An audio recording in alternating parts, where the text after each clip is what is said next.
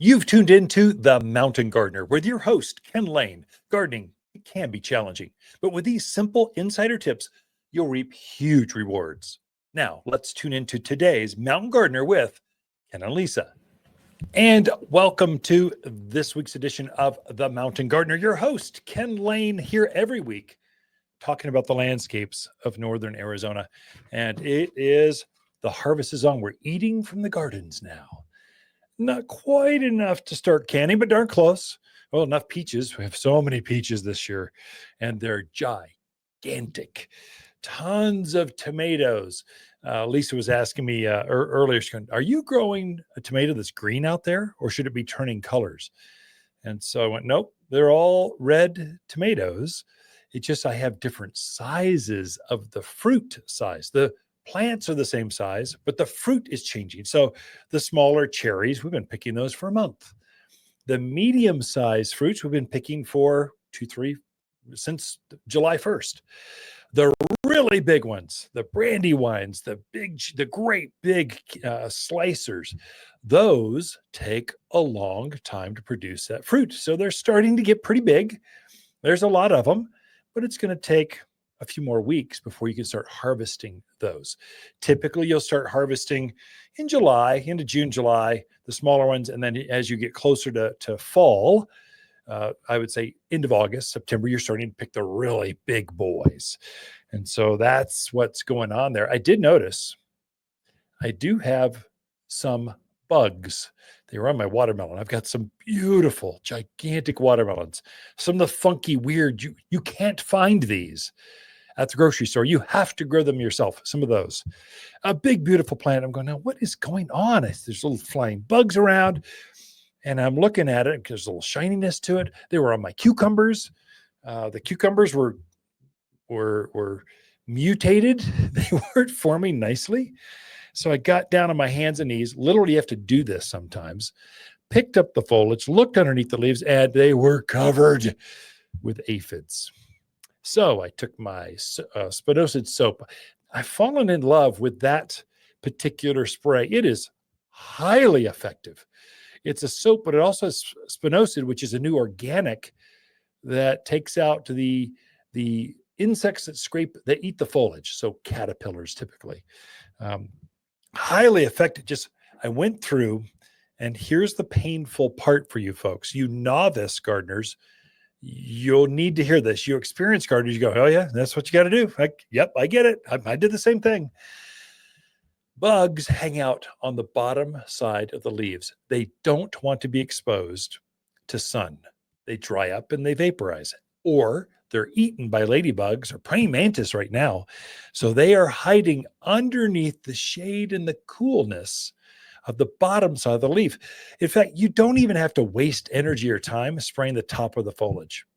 Just focus on the bottom side. So I literally lifted up the foliage. I'd spritz a few of them. And a watermelon is a very large plant. This is like 4 feet by 8 feet type plant. And I sprayed all of it. So I lifted up a vine, spritzed, lifted up a vine, spritzed, didn't take very long. And I'm spraying organic, so it's safe to get a little bit on you. Wash your hands, use some common sense. Don't spray the birds and your dog, but common sense.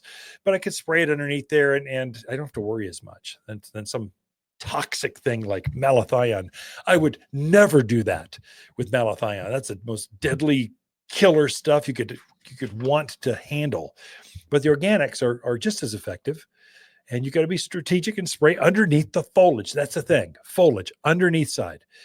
I see a lot of rookie moves where they're spraying on top and thinking all their problems are going away. If you've got I had a sage plant, beautiful culinary sage, big, established. I'm going, now what is going on with you? What is happening here? They're communing to me. I'm listening. I hear you. I feel your pain. I get down on my hands and knees because a sage is only about knee high. So you got to get down in there and take a look. Started lifting up some of the foliage, looking towards the inside of this shrub kind of plant. And the thing came alive. I mean, little tiny white flies were going everywhere. I went, okay, I see you were talking to me. I hear you. I'm here for you. I will be your doctor, and we will solve this problem together. So I went down and got my spinosad and soap, sprayed down, not the bottom of the foliage, but sage is kind of thick and full and bushy like a hedge. So I kind of opened up the middle of the bush and I spritzed down inside, trying to get the bottom of the leaves and inside the core, because little tiny bugs, they don't like to see the sun. They don't want to be exposed to birds, praying mantis, ladybugs, lacewings, all these beneficial insects, predatory wasps. There's all kinds, flies. They'll all eat aphids. So they're hanging out trying to stay cool and out of the way of predators. So you got to be a predator. Think like they do and go after them, poof, on the inside of that. And lo and behold, I fertilized both. I had my little watering can. I put a couple scoops of, I put exactly 3 scoops of Flower Power. This is a water-soluble food. The water activates this fertilizer in it, so it's instantly available to the plant. So I spritzed the whole thing, and I gave it some magic Flower Power juice. And a week later, literally it took almost, days, you could watch this thing recover. You take the pressure of the insects off, and you give it a little boost with some stuff it likes, fertilizer. And they just ignite. They're just going, thank you. Oh, I love you so much. They express their love to you, and they start growing like mad, like crazy. And so I've got brand new foliage on the sage. My watermelons look better than ever. And my cucumbers, they were so sad. I just felt for them. Now they're pushing on new growth. I picked the few cucumbers that were on it because they were kind of deformed. What aphids do, here's really what's going on. They pierce the leaf or the stem of the plant, and they literally suck the plant dry. And so there's no extra kind of sap, extra juice in the plant to give to the watermelons or the cucumbers, the tomatoes or the flowers, whatever it is. They typically don't kill the plant. They just stress it out so much that it can become susceptible to other diseases. So you really don't, you want to take that pressure off, but they're so easy to kill. The little tiny bugs of summer are so easy that if you take any kind of care at all, the plants just rebound. Now, what I'm finding is the bugs, everything grows faster in summer. Your plants grow faster, they bloom bigger, they bloom more, and so do the bugs. And so you want to be consistent with this. Be on them. Don't let the pressure off. Go all marine on them. You Marines, you hear me, right? Just take the beach, take it. It's ours. You're not coming back here because I'm coming after you again. And so you got to keep checking them weekly. Pick a day. On Mondays, I take my coffee cup and I go check my plants to make sure they're healthy. If you don't know how to speak plant, get down on your hands and knees and take a look. Get closer. Listen. They're whispering. They're telling you, help me. I need help.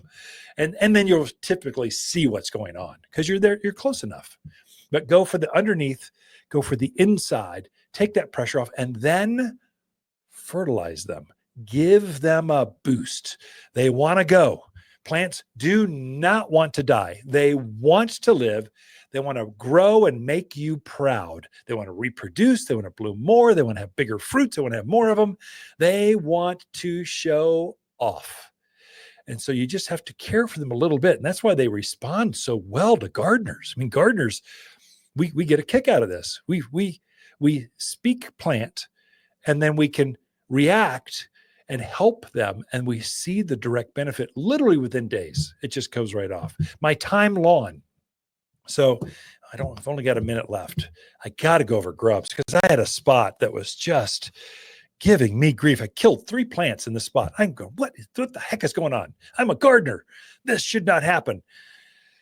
I figured it out. I know why. And it was grubs. I'll tell you how I figured it out and what I did about it. So, and I got frustrated and I abandoned that entire part of the garden. I just said, I'm going to go, well, I'll tease you. We got to bring Lisa Waters Lain in with your garden questions. And at the bottom of the hour, how about that? I'll go deep into that. What I did, that was this week's garden project, and it looks magical. The neighbors are all talking about it. I feel good about it. Oh. Waters' garden companion plants for August are radio red salvias, trumpeting vine, and butterfly bush. Monarch and swallowtail butterflies flock to Waters' butterfly bush with spectacular 8-inch flowers filling the yard with fragrance and beauty. Heat, drought, wind only make this shrub bloom more. Tough enough to grow in clay, but hardy enough to shine in containers. With so many colors to choose, every yard should have at least 2. You'll only find impressive butterfly bush at Waters Garden Center in Prescott. For a more fruitful garden, increase success in the landscape that just feels better, then tune in daily to the Mountain Gardener podcast. Subscribe to your favorite podcast streamer or visit watersgardencenter.com. Better yet, visit me directly right here at Waters Garden Center. Thanks for tuning in.